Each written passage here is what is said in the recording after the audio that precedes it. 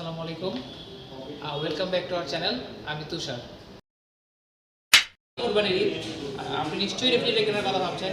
তো রেফ্রিজারেটর কেনার আগে আপনাকে কোন কোন বিষয়গুলো খেয়াল রাখতে হবে, আজকের ভিডিওতে আমি আপনাকে সেই বিষয়গুলো তুলে ধরব। কম্প্রেসার, একটি রেফ্রিজারেটরের মূল ইঞ্জিনটাই হচ্ছে কম্প্রেসার। রেফ্রিজারেটরের কম্প্রেসারটা কতটুকু উন্নত, আপনার ভালো পারফরমেন্স পেতে হলে আপনাকে অবশ্যই উন্নত মানের কম্প্রেসর যুক্ত রেফ্রিজারেটর সিলেক্ট করতে হবে।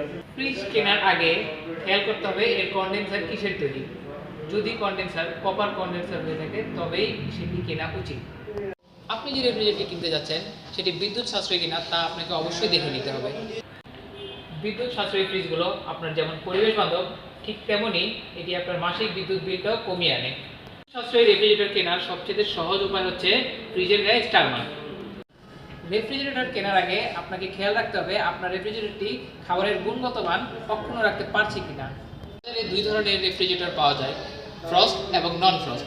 ফ্রস্ট এবং নন ফ্রস্টে কিছু বেসিক তফাৎ থাকে, যেটা হচ্ছে আপনার ফ্রস্টে আপনার সবসময় দেখবেন যে বরফ জমা হচ্ছে এবং নন ফ্রস্টে বরফ হয় না। এই বিষয়ে বিস্তারিত আলোচনা আমি আমার নেক্সট ভিডিওতে করব। রেফ্রিজারেটর কিনবেন তা নির্ভর করে আপনার ফ্যামিলি মেম্বার এবং আপনি কি পরিমাণ খাবার স্টোর করতেছেন তার উপরে।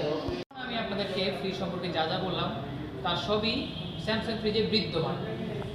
আমাদের শোরুম ভিজিট করতে পারেন। আমাদের শোরুমের অ্যাড্রেসটা আমি ডিসক্রিপশন বক্সে দিয়ে দেবো। নতুন ভিডিও পেতে আমাদের চ্যানেলটি সাবস্ক্রাইব করবেন। সুস্থ থাকবেন। আল্লাহ হাফিজ।